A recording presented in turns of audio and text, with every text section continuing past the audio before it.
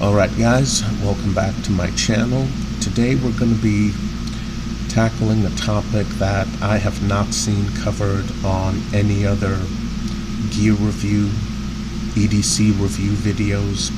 They tell you to always stay legal, make sure everything you carry with you is perfectly legal to carry in public, but they never go over one particular aspect of carrying multi-tools out in public.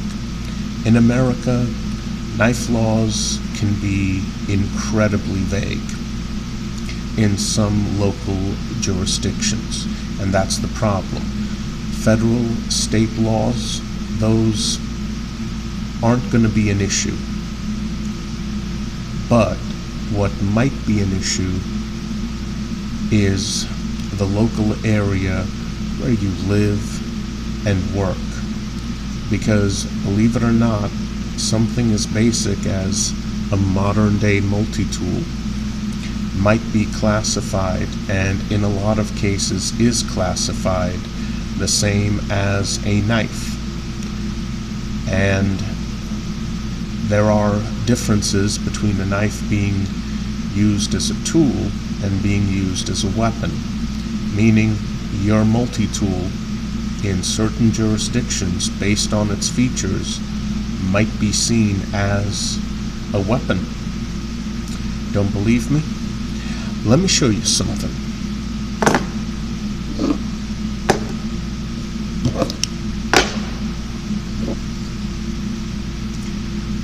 Pocket carry clip, one-handed opening blade feature, in this case a blade hole, manual opening,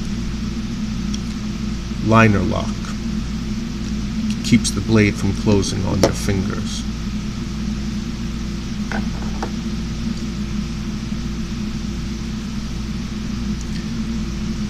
Pocket carry clip, one-handed opening feature, in this case a thumb stud, manual opening, liner lock.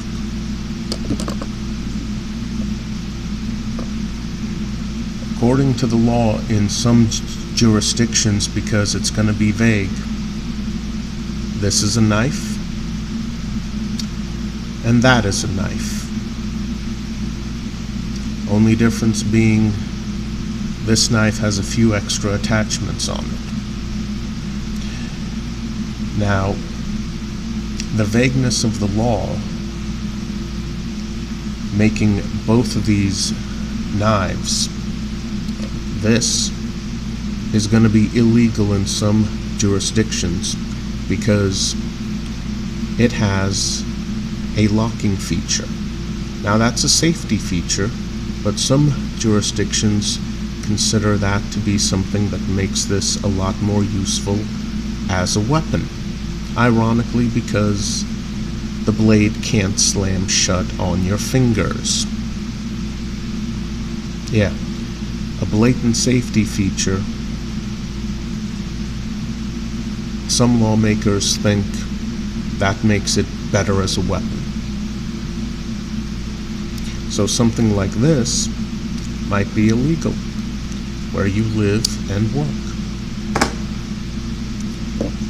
Now, if you run into a police officer who sees you opening up your multi-tool the way you'd open up that buck knife, and let's be honest, most officers will say, hey, you're good, that's a multi-tool, I don't care that you're using that, but please put the blade away as soon as you're done cutting that cardboard or that string. Okay, no problem, officer. The problem is, police officers, like any other large group, you're going to have your good ones, your bad ones, and everything in between, including your rogue police officers who might be a little dirty, but they're not going to do anything blatant. They're not going to endanger lives. And then you're going to have your ignorant officers, because believe it or not, a lot of officers, they really don't know what the law is concerning something like this, especially if you can open it one-handed. So that might be a problem. You want to stay legal, so the easiest thing to do, go to your local law library. Make sure to politely ask the staff for help. Generally speaking, the staff at a local law library that's open to the public, they tend to be helpful, especially if you ask nicely. It's not like a regular library. You're going to be horribly lost unless you yourself are a lawyer. So let's take a look at some alternatives if this technically happens to be not street legal.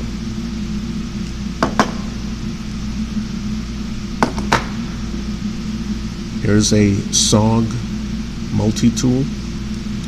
On this particular one, the blade also opens up from the outside. However, it has no one-handed opening feature. And in fact, on this multi-tool, it's a pain in the butt to get it open. There we go. Now, as you can see, it does have a hole cut into the blade, but this blade is as thin as a scalpel.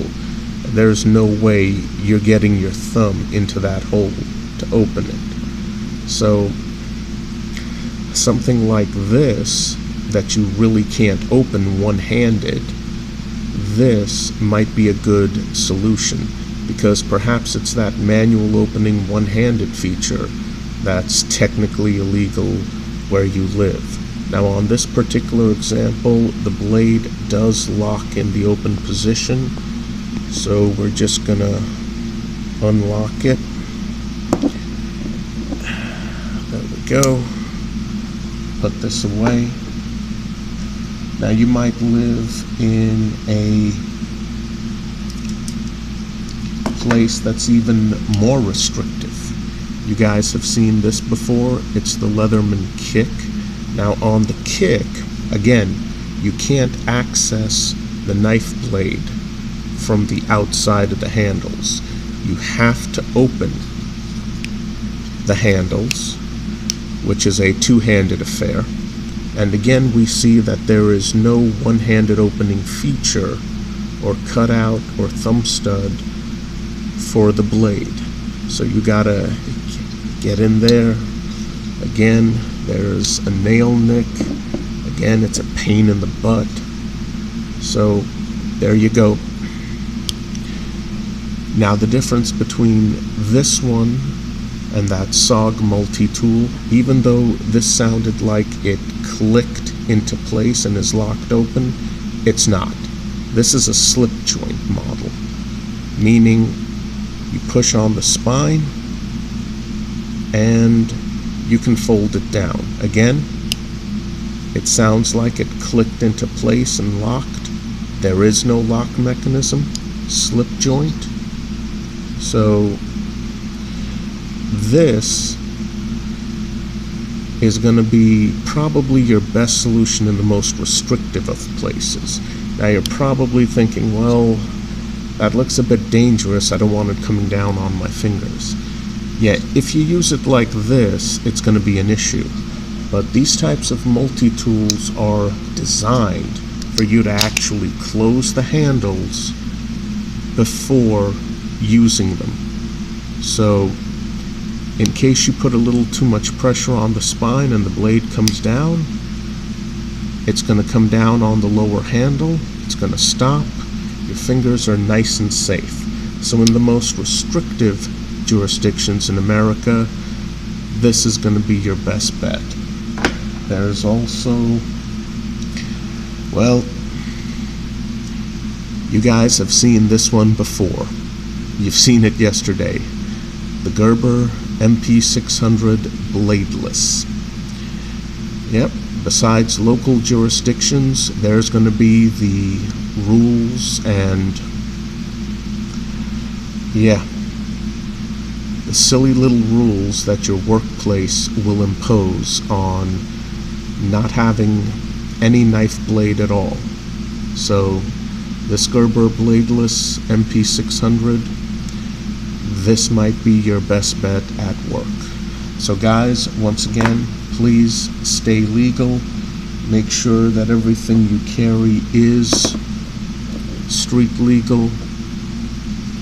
Please stay safe, because no one wants to get arrested for carrying a multi-tool and using it out in public.